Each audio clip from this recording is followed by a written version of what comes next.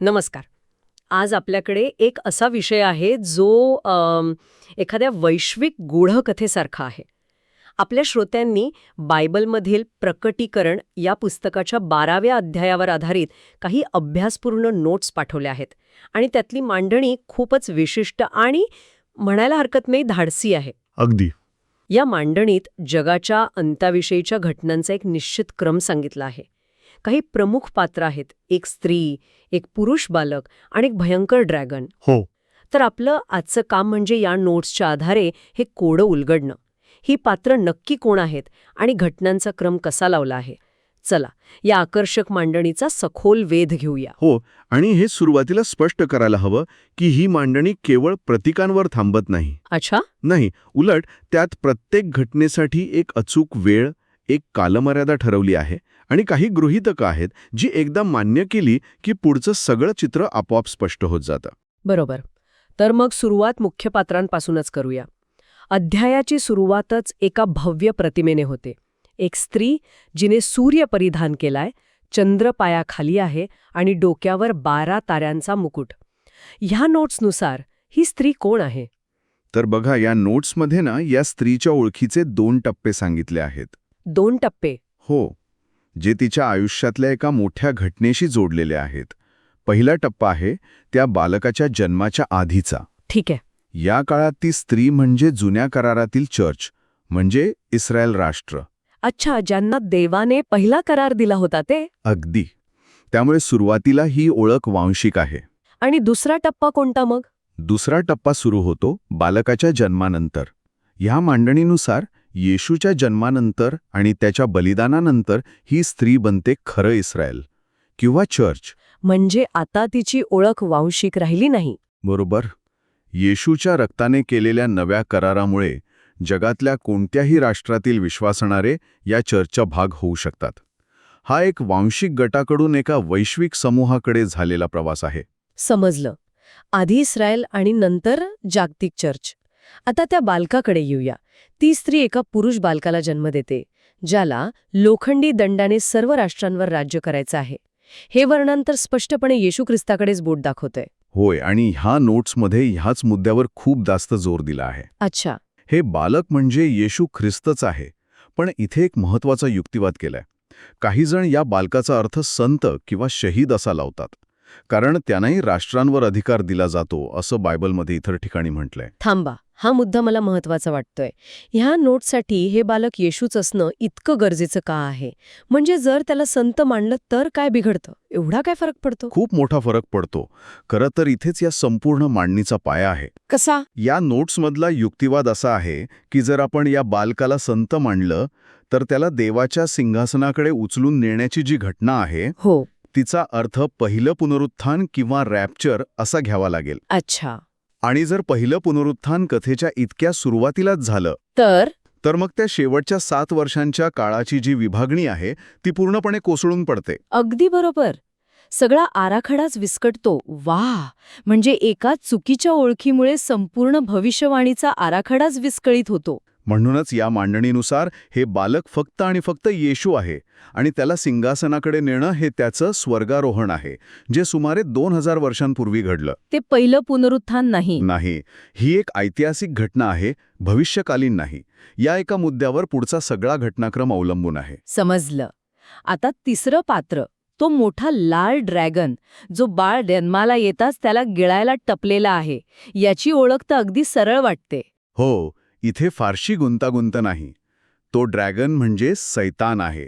त्यालाच जुना साप किंवा डियाबल असंही म्हटले.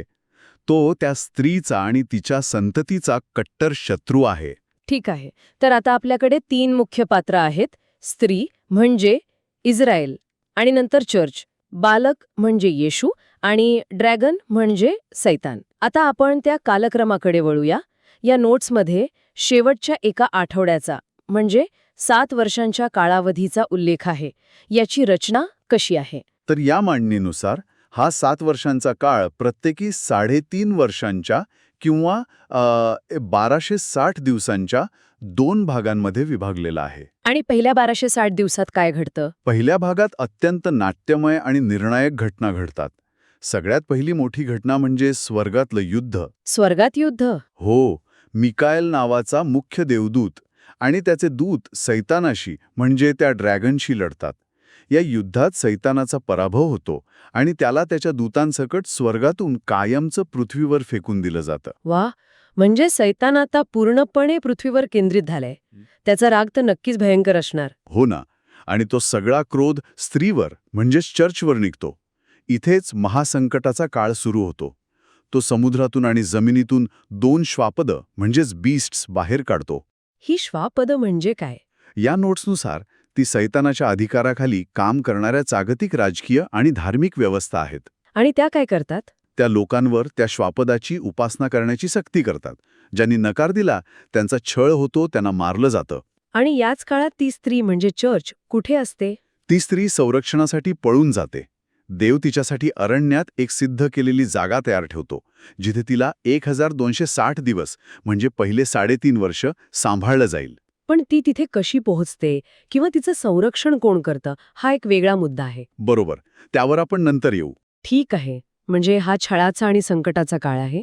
मग ते पहिलं पुनरुत्थान ज्याबद्दल आपण आधी बोललो, ते कधी होतं? कारण ते सुरुवातीला होत नाही हे तर आता स्पष्ट झालंय. बरोबर, या मांडणीनुसार हाच तो निर्णायक क्षण आहे. पहिलं पुनरुत्थान या पहिल्या 1260 दिवसांच्या अगदी शेवटी होतं.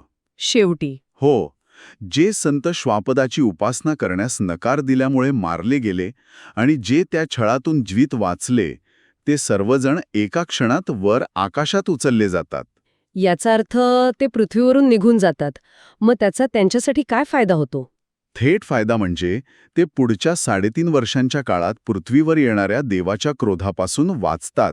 ज्याला 7 पिढा म्हटलं आहे. अगदी. त्यांच्यासाठी संकटाचे दिवस कमी केले जातात. म्हणजे ते त्या भयंकर शिक्षांमधून जात नाहीत, ते सुरक्षित पोहोचतात. ठीक आहे, म्हणजे 7 वर्षांची विभागणी अशी आहे. पहिले 3.5 वर्ष सैतानाच्या चर्चवर छळ आणि त्या छळाच्या शेवटी चर्चचं उचलून घेतलं जाणं. मग उरलेले 3.5 वर्षात पृथ्वीवर काय घडतं? संत तर तिथे नसतात. अगदी बरोबर. आणि म्हणूनच या नोट्समधला युक्तिवाद अधिक घट्ट होतो. पुढच्या 1260 दिवसांत पृथ्वीवर फक्त तेच लोक उरलेले असतात ज्यांनी स्वेच्छेने श्वापदाची उपासना स्वीकारलेली असते. त्यामुळे हा काळ छळाचा नसून शिक्षेचा असतो. हो, या काळात देवाच्या क्रोधाचे 7 प्याले म्हणजे त्या 7 पिढा पृथ्वीवर ओतल्या जातात. आणि इथेच एक तार्किक मुद्दा येतो, बरोबर? हो, या मांडणीनुसार जर पृथ्वीवर संतच शिल्लक नसतील तर त्या काळात श्वापदाच्या उपासनेची सक्ती करण्याचा प्रश्नच येत नाही. सक्ती कोणावर करणार? बरोबर, सगळे तर आधीच त्याचे उपासक आहेत. म्हणूनच छळ आणि उपासनेची सक्ती ही पहिल्याच 3.5 वर्षात घडली पाहिजे. ही कालक्रमाची रचना खूप काटेकोरपणे केली आहे. ही रचना खरंच खूप तर्कशुद्ध वाटते. आता आपण त्या गूढ संख्येबद्दल बोलूया. या कथानकात 1,44,000 या संख्येचा उल्लेख येतो. त्यांना 2 साक्षीदार आणि पहिली फळे असंही म्हटलं आहे. यांची या सगळ्या योजनेत नेमकी भूमिका काय आहे? यांची भूमिका अत्यंत केंद्रीय आणि महत्वाची आहे. आणि इथेच या नोट्समध्ये एक असा दावा केला आहे जो अनेक पारंपरिक मतांपेक्षा खूप वेगळा आहे. तो कोणता? या मांडणीनुसार 1,44,000 ही संख्या केवळ प्रतिकात्मक नाही, तर ती एक वास्तविक प्रत्यक्ष संख्या आहे. काय सांगताय? थांबा, ही संख्या प्रतिकात्मक नाही तर खरी आहे, म्हणजे अक्षरशः 1,44,000 लोक? हो, एक्झॅक्टली. अनेक जण याला इस्रायलच्या 12 वंशांचं प्रतीक मानतात. पण या मांडणीनुसार ही खरी संख्या आहे. याचे परिणाम तर खूप मोठे असतील. प्रचंड मोठे. लेखकाच्या मते या दाव्याचे परिणाम वैश्विक आहेत. त्यांचे युक्तिवाद धक्कादायक आहे. काय म्हणतात ते? ते म्हणतात की जर या 1,44,000 लोकांपैकी एकही व्यक्ती सैतानाच्या मोहात पडून बहकली तर देवाचं वचन खोटं ठरेल आणि संपूर्ण सृष्टीचा नाश होईल. हो, म्हणजे अक्षरशः प्रत्येक व्यक्तीच्या खांद्यावर संपूर्ण सृष्टीचं भवितव्य अवलंबून आहे. हे अविश्वसनीय आहे. म्हणजे या काही मोजक्या लोकांवर इतकी मोठी जबाबदारी टाकण्यामागे काहीतरी खास कारण असणार. मग यांचं नक्की काम काय आहे? त्यांचं मुख्य काम त्या पहिल्या 1260 दिवसांच्या महासंकटाच्या काळात आहे. ते देवाचे 2 साक्षीदार म्हणून ओळखले जातात. त्यांना भविष्यवाणी करण्यासाठी आणि शत्रूंचा नाश करण्यासाठी प्रचंड अधिकार दिलेले आहेत. अच्छा. ते तोंडातून अग्नी काढून शत्रूंना जाळू शकतात, पाऊस थांबवू शकतात, पाण्याचं रक्त करू शकतात. पण आपण आधी बोललो की ड्रॅगन त्या स्त्रीवर म्हणजे चर्चवर हल्ला करतो, तेव्हा तिला वाचवायला कोण येतं? इथेच हे 1,44,000 लोक चित्रात येतात. प्रकटीकरणात एक वर्णन आहे की जेव्हा ड्रॅगन त्या स्त्रीला वाहून नेण्यासाठी तिच्या मागे आपल्या तोंडातून नदीसारखा पाण्याचा लोंढा सोडतो, हो, तेव्हा पृथ्वी आपलं तोंड उघडते आणि तो लोंढा गिळून टाकते. मग या पृथ्वीचा अर्थ काय? या मांडणीनुसार ही पृथ्वी म्हणजे दुसरे तिसरे कोणी नसून हेच 1,44,000 लोक आहेत. खरंच. हो, तो पाण्याचा लोंढा म्हणजे सैतानाने चर्चला गोंधळात टाकण्यासाठी सोडलेली खोटी शिकवण, राजकीय दबाव आणि खोटे चमत्कार यांचा प्रवाह आहे. आणि हे 1,44,000 लोक त्याला थांबवतात. अगदी.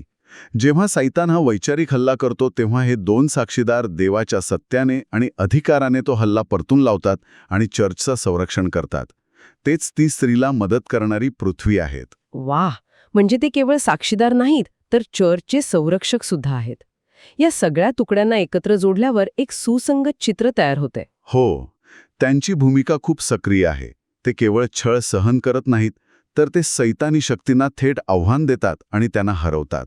तर आजच्या या चर्चेतून आपण या नोट्समधील काही अत्यंत महत्त्वाचे मुद्दे पाहिले.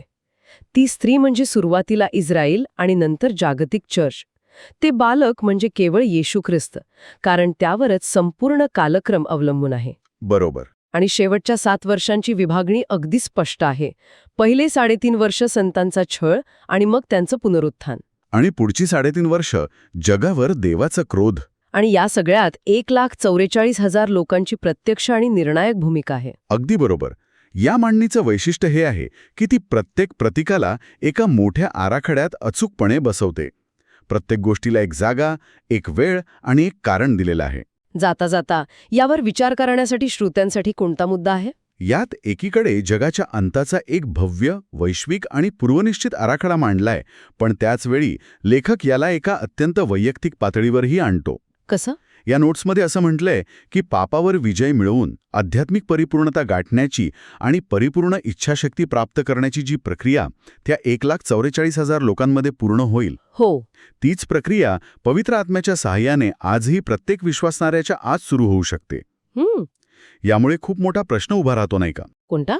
की जर सगळं काही म्हणजे एका मोठ्या वैश्विक योजनेनुसार आधीच ठरलेलं असेल, तर मग आपल्या म्हणजे एका व्यक्तीच्या निवडीला काय अर्थ उरतो? अगदी.